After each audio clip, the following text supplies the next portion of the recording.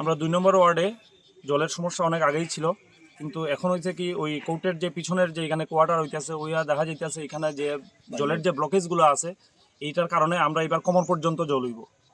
তাই আমরা সবাই মিললে এখানে পৌরসভার সঙ্গে যোগ হইয়া এখানে আমরা যাতে এটারে একটা সুবন্দোবস্ত করা যায় এটা লেগে আমরা সব আজকে মিলিত হয়েছি।